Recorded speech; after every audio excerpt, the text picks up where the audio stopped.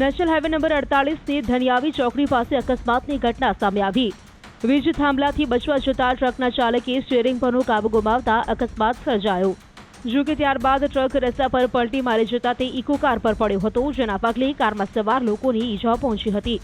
આ ઘટના સીસીટીવી કેમેરામાં કેદ થઈ છે, જેમાં જોઈ શકાય છે કે ભારે પવન ફૂંકાતા એક વીજ પોલ રસ્તા પર પડ્યો હતો, જેનાથી બચવા જતા ટ્રકના ચાલકે સ્ટીયરિંગ પરનું બેલેન્સ ગુમાવી દીધું હતું અને વરસતા વરસાદ વચ્ચે ટ્રક નજીકમાંથી પસાર થતી ઇકો કાર પર પલટી મારી ગયો હતો, જેના પગલે આસપાસના લોકો તાત્કાલિક ઘટના સ્થળે દોડી આવ્યા હતા અને તમામ ઇજાગ્રસ્તોનું નજીકના દવાખાને સારવાર માટે ખસેડવામાં આવ્યા હતા। સમગ્ર મામલે પોલીસે સીસીટીવીના આધારે વધુ તપાસ હાથ ધરી છે। कैसे हुआ एक्सीडेंट?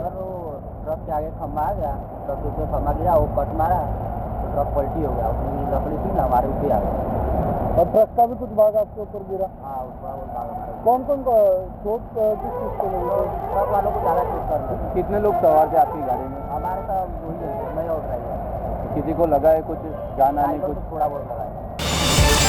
QR કોડ સ્કેન કરો અને ડાઉનલોડ કરો ન્યૂઝ 18 એપ। મેળવો ગુજરાત અને દેશ દુનિયાની પળે પળની અપડેટ્સ।